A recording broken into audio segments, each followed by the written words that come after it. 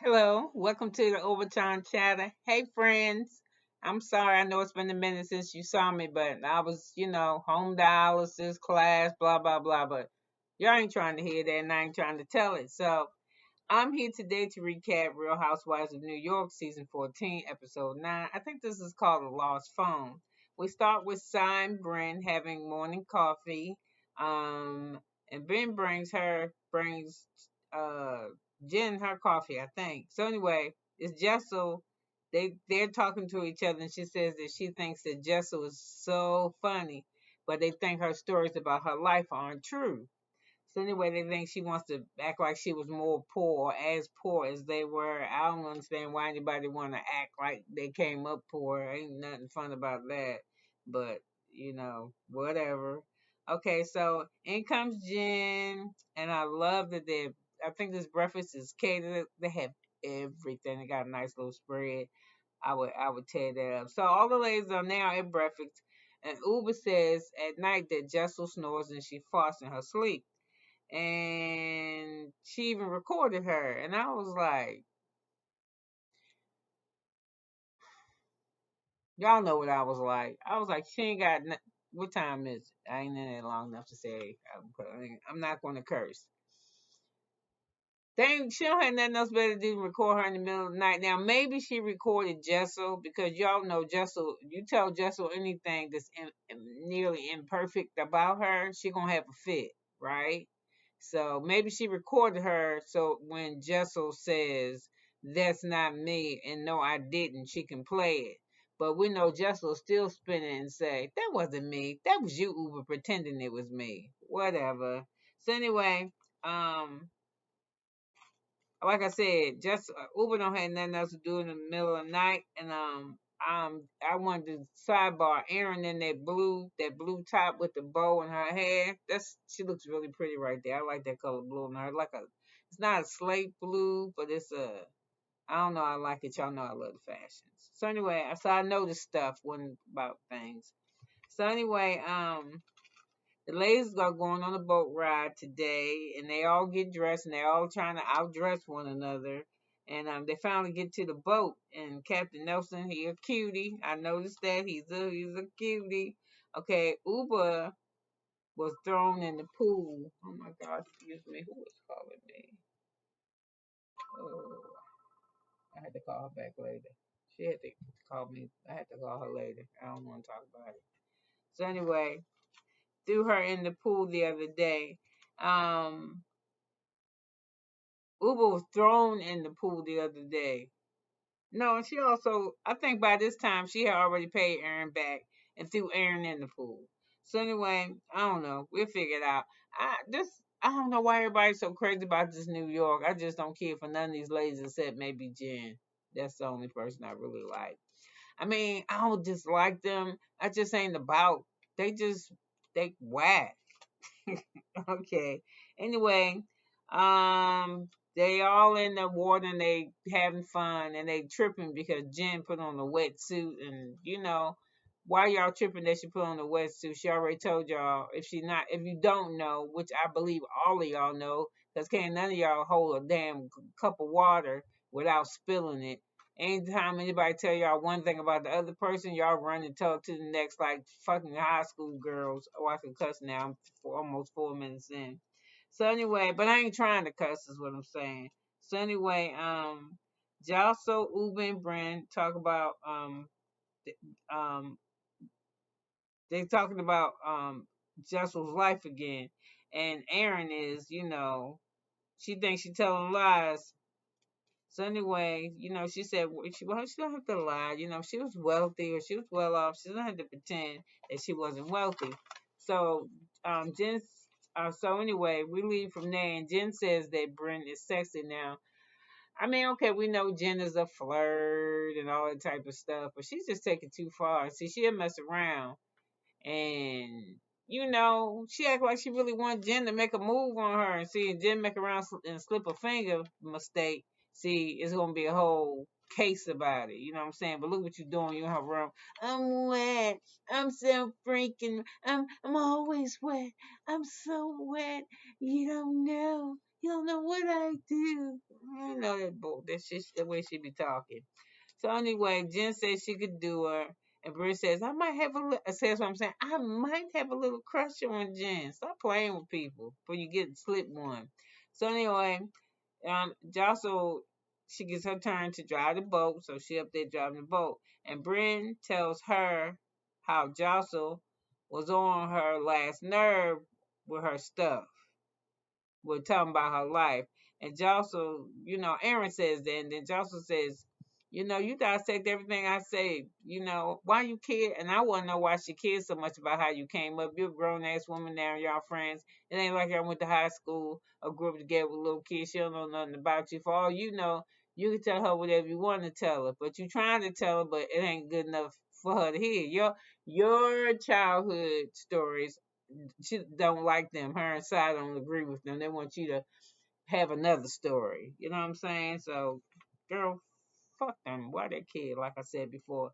So Aaron says, why is I'm just so disturbed. Why is just acting like her life was so hard, but she had her uncle get her money and all that type of stuff. And last week when which Colin was all up in her face saying, did you ever have a negative $495 in your account? Yeah, I've had a negative $795 in my account.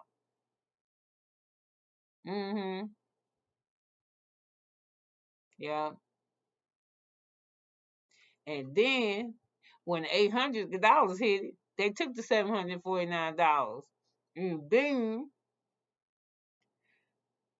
I got my next check. I still was in the negative. So yeah, girl, I've had hard times before too. So, but she's saying hard times was hard for her. You don't know. It's almost like if you used to making $10,000 a month, and you do what you want to do now, you still make money, but now you got to go to 4,000.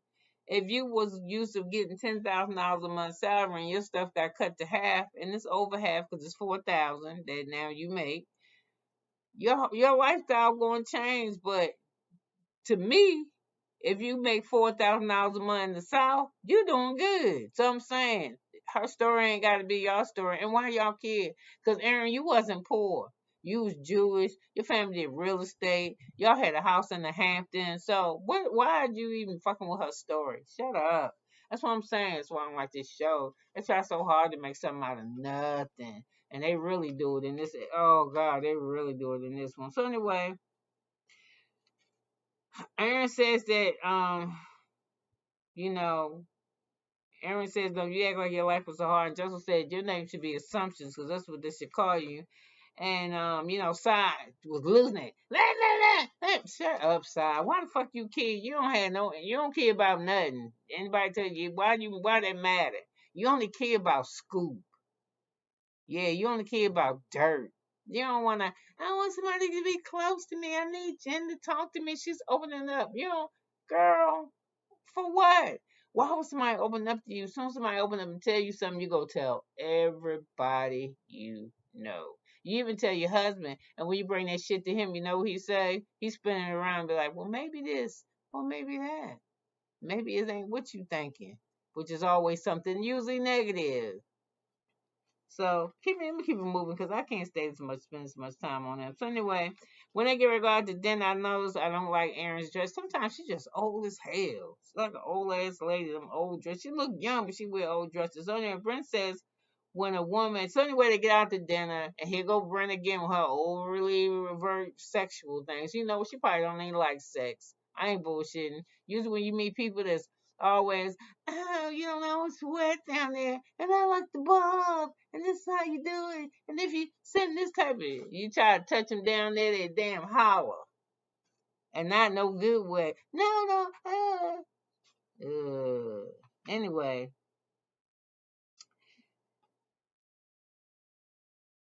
she was saying how when the men giving it, when you give a man head and you choking on how they like it, I believe that.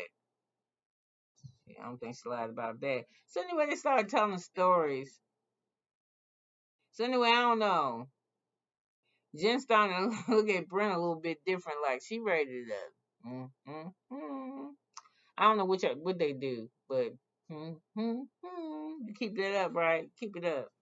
Come in that room. Come on. So anyway, here's Brenda again with another overly sexual thing that people are talking about. What's the most embarrassing thing that ever happened to them? I think I listened to it for a few minutes, and I don't know why I even stayed as long as I did, especially when Brent said, I remember one time I made a mistake and I was using a tampon, right? And I put the tampon and I got up and I was like, that feels funny. I put it in my butt. I don't know. I can tell I can just tell. I could tell then too when I started my menstrual. I could tell my that hole from the other hole. Yeah, it don't even the same colors don't even come out both of them. Now that you're doing something you ain't got no business doing in the second hole. I'm just saying. Let me get off of that. So she also said one time she was in Cancun at this. I think it was a grotto, a club, or a grotto, something with a swimming thing, and she was saying hi to somebody and she slipped and she slid down the grotto and she got up, her top was off. That's what I'm saying. That's the most embarrassing shit that ever happened to y'all.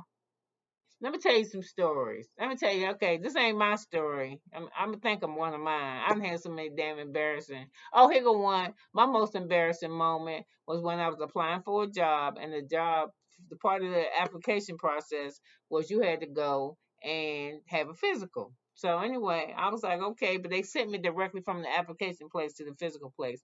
But I didn't care because I was younger, maybe early 20s, maybe mid 20s, and I wasn't known. I didn't do drugs or nothing. So give me the piss test. I want them drug tests. Me, they can pull. You can pull hair anywhere. It's gonna be clean both ways. That's corny, huh? I shouldn't have said that. Anyway, when I said both ways, I meant clean from drug use and clean with soap. So anyway, forget that. Um, So the nurse came in there, right, and she's like, "Hey, put this thing on, and take your clothes off." And I was like, "Take your clothes off? What kind of fucking job thing is this?" I thought they were just gonna check my blood pressure, check the temperature, listen to my heart. So anyway, I was like, "Damn, I ain't got on no fucking underwear." And she told me to take all my clothes off. So I was like, "Fuck it, here, doctor." So I took all my stuff off, right? And then I put the little robe thing on. So when he came in there to start, then he told me stand that he pulled my thing down, seeing that I was completely naked. And I don't know, he was weird about it because that wasn't the time when the nurse and shit had to be in the room when they didn't think doctors would be fingering you and shit at physicals. So anyway, he was like, "Where are your clothes?" And I was like, "I don't wear underwear." So he's like, he kind of rolled his eyes at me and was like, "Girl, put your clothes back on." And I was like, "Okay, damn, all right, damn." My body wasn't that, I had a nice looking body then, but it made me feel kind of funky. And then I'm gonna tell you this last one. And they, damn, Brent, I said your shit was gross. His, mine's is gross too. I went to get a test, a utero test, right? And you gotta put like a wand in your vagina, right? So they could look for some shit, look around at your ovaries or whatever, whatever. So anyway, the man said, "Listen, I'm gonna lay on the bed. I'm gonna leave this wand right here." He said you're supposed to pick this wand up, and when you pick the wand up, I want you to insert it all the way up to this line right here on the on this line right here on this plastic that covers the thing. So anyway, I was like, okay. So he left, and he gave me the thing. I laid down. I was like, God damn, how I put this? Because it was paper on it too, some brown paper. It was like when you do the thermometer, when you go and get the thermometer one, and you slide that sleeve on it, so it's sanitary. So anyway, that's what was on the globe, but it had a piece of real hard brown paper on the back of this globe, on the back of this thing, and it's about this long. And I'm saying this long, but that don't mean that it went all the way in there like that. You know what I'm saying? I stuck it to as far as he said, but it was crucial. I was like, oh my God. I was just putting it on. So anyway, he came in, and he was like, he knocked on the door, and I said, "You can come in," because I was hurting. And he said, so anyway, when he came there, he moved he helped me make sure that my sheet and shit was covering my feet and my vagina, and how to keep it covered at the bottom. So as he was doing that, he was also looking around, like on my bed and shit where I was at and under the sheet. He was like, "Where's that piece of paper that was on the wand?" I said, "The piece of paper He said, yeah, it was a when you take the wand off the paper, it's a brown that brown piece of paper. Where is that? I was like, oh, you supposed to take that off? I said, it's in there. He was like, ma'am. He said, Miss Hay. He said, I'm gonna step out the room. I want you to take it out, slide the paper off, and then reinsert it. I was so goddamn glad. Ooh, I was like, this paper is this cardboard or whatever it is tearing my insides up. So anyway, next person, Jen said she was in this famous old bar, a famous bar, and it's very expensive. And it was a crowd of people, and she had on some shoes, and she fell down a flight of steps, and people saw her. And then Sai, hers was kind of gross too. She said she was at a track meet, and she had to go to the bathroom. She was running a relay race, and she said when she hollered, "Stick to the lady." She's how you know you how the when you run in a relay, the next person when you before you hand the stick off, if you don't know, you holler right before you reach off on them and say stick. So the runner receiving the stick and holding her hand back, and she said she just shit on herself. And when the girl says when she said stick, she said she just shit all over herself. So anyway, we find out that Brian likes red books, and her birthday is coming up. And so she may buy herself a book, and I'm just gonna say she looked just weird in there with that fucking um what's that Carmen Electra hat on and shit. She looked crazy. But she was in an antique bookstore and she said they're very expensive. And she says she likes it, she really loves she says it's very important to be well read. And then once she said her brother calls her on the phone and asks if their plans are going to go as proceeded. And that is what she's going to do. She plans to plant a tree in Central Park in remembrance of her grandmother for her birthday. So the ladies meet Uber at a retreat event, and she said she was inspired by the interruptions or the arguments, all the arguments and stuff that got on the trip. Um, and on this the particular occasion, Size wearing the best outfit I ever seen her in. Bryn can't come because she has that nasty that COVID stuff. And Erin says she's excited for this event. Jen laughs at Uber's intention when she hears because okay they at the retreat and then the lady go around and ask them what their intentions is. You know everybody's intentions always saying money, love, more caring. Nobody said the truth. I want more money. You know they might say love. I want better friendships. But they usually don't say I want my damn kids to behave themselves. So they always the same. I want the world to kid. I want prosperity, I want the love. They say shit of the spirit, not material. Nobody say I want to make my intent is to make more money. None of them ever say that shit. So the shit they should say. So anyway, when it's time for Uber to do hers, she said her intent is to have more self love. And Jim was like, "Damn, I thought that she had enough." She went. I mean, but she do seem like she confident. Like if she got any more self love, you wouldn't be able to stand her. I'm just saying. So Si's at the retreat, and of course she's always sad, not enjoying herself. Oh, I just don't get it. Oh, what are they talking about? I'm just, oh, give me a break. It's so touchy. And while they sitting there in the retreat, Uber think about her mama, and so she's crying. And Si's asking questions, kind of making fun of the experience. What do you think? And all that kind of shit. The type of questions that Si's asking the ladies to me is the type of questions you want to fish around to see, waiting for them to say something shitty so you can chime in on it. That's what I think. I could be wrong, but sometimes I am, but it's rare. So anyway,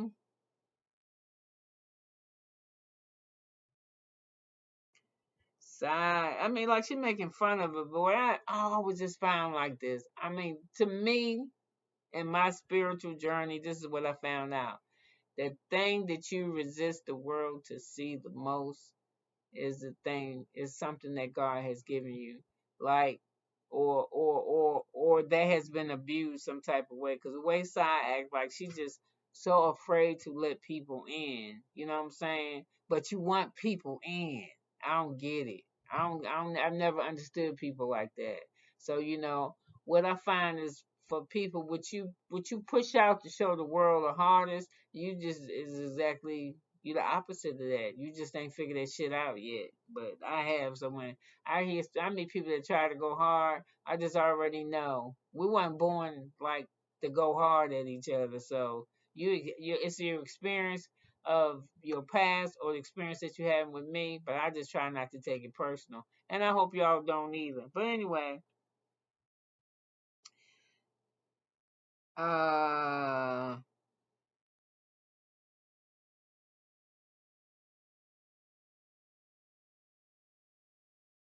I don't know. I just know that we're sympathetic and empathetic creatures. We really are, and some people go against that. They would rather be mean.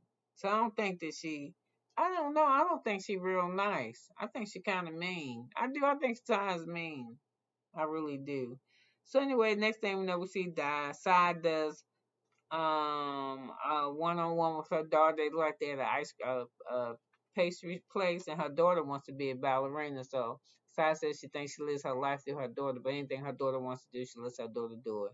So they were talking about her audition, and the little girl was telling her how she messed up with one of her left foot or something, but nobody saw it, and she tells her daughter that how blessed she are that when and I didn't want to hear that shit either. I don't think you should tell that shit to your kids. I could just tell them that you blessed, but I just think you're so blessed. I mean, when I was coming up, I didn't even know what a vacation was, and I didn't know. I mean, I wanted to dance, but I had to dance in my room. We couldn't afford lessons. You could tell her another way. You know what I'm saying? You sound like you hating on her and shit, but you the one who provided the service for her. I mean, I'm just saying. She sounds like she a grateful little girl, so you don't gotta be beating her up with your childhood about how poor and shit you was, cause she can't identify with you. How can she? She not poor. She go to ballerina classes. She can't identify with you. So leave her the fuck alone on that to me. Just be happy with it. So anyway, they sit there and they eat all these damn sweets. And y'all know in New York that shit in them shops cost them specialty shops, them shops cost a lot of money. So they look like they were sitting there with like $40 worth of dessert and looked like they weren't gonna eat none of it. And I was like, you throw the ballerina, look at all that fucking sugar you giving her. I'm just saying. So Jocelyn and her husband, they toasted there, getting ready to get sex tonight because they ain't had sex in a while. And she looks good in her confessional, and that gold I think is awesome. I like the lingerie that she came out there with her husband. She was wearing that, and she had that coat on. He was like, "Damn, woo!" That string thing with that animal print coat. Jessica was rocking something. She might have a half-ass body on, to tell you the truth. So anyway, we see Uber running to dance.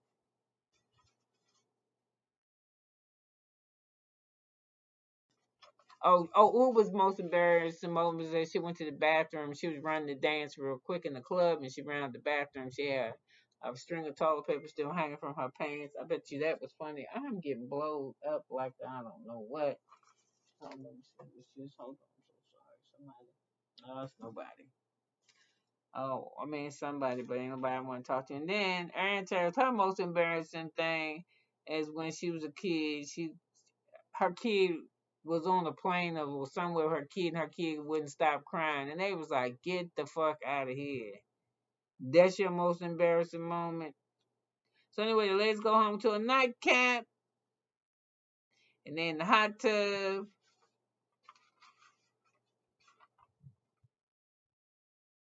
and I think that's all I got. They was in the hot tub, and I think right before the hot tub is when before they got in the hot tub, um, Uber had left her phone or something on the.